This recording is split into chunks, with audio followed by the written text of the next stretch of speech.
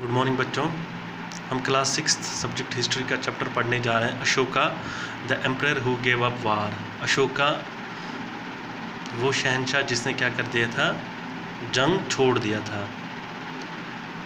तो शुरुआत करते हैं हम रोहनज रुपीज़, रोहन का पैसा, रोशन्स रुपीज़, सॉरी बच्चों, Roshan's rupees. Roshan clutched the crisp notes that her grandfather had given her on her birthday. जो रोशन है उसने क्रिस्पी नोट क्या कर रखा था, अपने हाथ में जकड़ रखा था, जो उसके दादाजी ने उसको बर्थडे पर दिया था। While she badly wanted to buy a new सीढ़ी, जबकि वो चाहती थी कि वो क्या करना चाहती थी, एक नई सीढ़ी परचेज़ करना चाहती थी। She also wanted to just see and feel the brand new notes. वो उसकी चाहत ये भी थी कि वो जितने भी नए नोट हैं उनको महसूस करे और उनको देखे।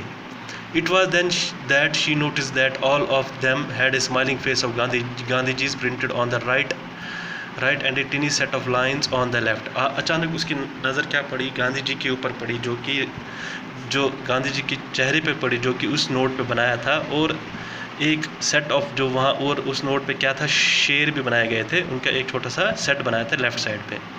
What were the lines therefore she wondered, वो हैरान होगी कि ये शेर इस पर क्यों बनाए गए हैं। A very big kingdom equal to an empire, एक बहुत बड़ा साम्राज्य या एक बहुत बड़ा राज्य। The lines that we see on our notes and coins have a long story, वो शेर जो हम अपने नोट्स पे देखते हैं या अपने सिक्कों पे देखते हैं, उनकी बहुत लंबी हिस्ट्री है। They were carved into stone and placed on top of a massive stone pillar at Sarnath. वो क्या किया गया था, उनकी नक्काशी पत्थरों में बनाई जाती थी और उनको क्या किया जाता था, सबसे ऊंचे जगह पर रख दिया जाता था। स्टोन का जो पत्थर का पिलर होता है उसके सबसे ऊंची जगह पर रख दिया जाता था एट सारनाथ। कहाँ पर? सारनाथ में। सारनाथ बच्चों जैसे हमने पिछली इसमें चैप्टर में पढ़ा था कि वो बिहार में बोध गया में एक जगह था Sarnath. About which you read in chapter 6, जिसके बारे में आपने चैप्टर 6 में पढ़ा। Ashoka was one of the greatest ruler known to history and on his inscriptions were inscribed on pillars. Ashoka एक बहुत बड़ा हुक्मरान था, इतिहास में बहुत बड़ा हुक्मरान था, और उसके ही इंस्ट्रक्शन और उसी कहने के बाद ही जितने भी inscriptions were inscribed on pillars, pillars में क्या किया, जितने पत्थरों के पिलर्स हैं उन पे क्या की गई, नक्काशी बनाई गई, उनके ऊपर नक्काशी बनाई गई। As well as on rock surface, और पहाड़ों की, और जितने भी पहाड़ थे या चट्टान थे उनके सरफेसेस पे।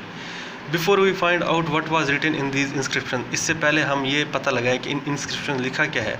Late us see why his kingdom was called an empire. हम ये देखते हैं उसकी जो रियासत है उसको इतना बड़ा, उसकी जो रियासत है उसको एम्पायर क्यों कहा जाता है, इतना एम्पायर क्यों कहा जाता है। The empire that Ashoka ruled was found by his grandfather, जिस रियासत पे अशोक राज करता था वो उसके दादाजी ने बनाई थी, चंद्रगुप्त मौर्य, जिसका नाम क्या था, Chandragupta Maurya. More than 2300 years ago, लगभग 2300 साल पहले। Chandragupta was supported by A wise man named Chanakya और कौटिल्य। चंद्रगुप्त को किसने सपोर्ट किया, किसने मदद की, एक दानादार आदमी ने, जिसका नाम चाणक्य या कौटिल्य वो बोला जाता है। Many of Chanakya's ideas were written down in a book called the Arthashastra. बहुत सारे चाणक्य के आइडियाज़ थे, चाणक्य के विचार थे, चाणक्य की बातें थी, वो किस पे, एक बुक में लिखी गई। उस बुक को क्या बोलते हैं, अर्थशास्त्र। There are several cities in the empire.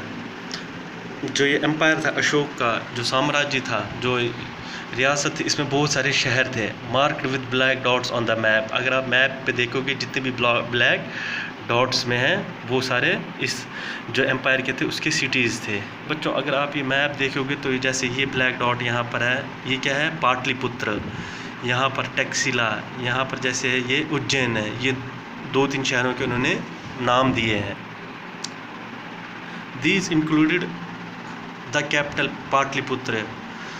वो इसमें कौन कौन शामिल थे, जो राजधानी थी उस समय की, पाटलिपुत्र, टैक्सिला एंड उज्जैन, ये सारे शहरों के नाम थे। Taxila was a gateway to the north west including Central Asia. जो टैक्सिला था वो क्या था, एक रास्ता था नॉर्थ वेस्ट की तरफ जाने के लिए, और कहाँ जाने के लिए, central Asia. While Ujjain lay on the route from north to south India, जो उज्जैन है, जो route north to south India की तरफ जा रहा था, रास्ता जा रहा था, उसके ऊपर उज्जैन शहर आता था। मर्चेंट्स, जितने भी बिजनेसमैन, जितने भी उस समय जो ये बिजनेसमैन थे, ऑफिशियल जितने भी सरकारी लोग थे, एंड क्राफ्ट्स पर्सन जितने भी कारीगर थे, probably lived in the cities, शायद से इन शहरों में रहते थे। In other areas there were villages of farmers, बाकी जो जगह हैं वहाँ पर क्या थी, गाँव थे किसानों के, हर्डर्स जो पशु पालन करते थे उनकी जगह थे।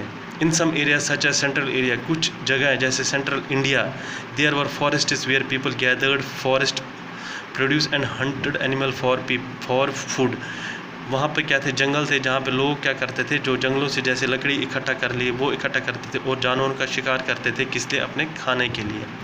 People in different parts of the empire spoke, जो लोग मुख्तलिफ जगहों पे रहते थे उस एम्पायर में, वो क्या करते थे, मुख्तलिफ अलग अलग ज़बानें बोलते थे।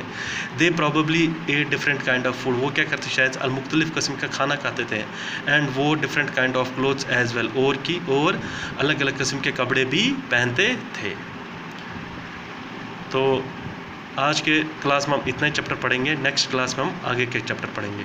थैंक यू बच्चों।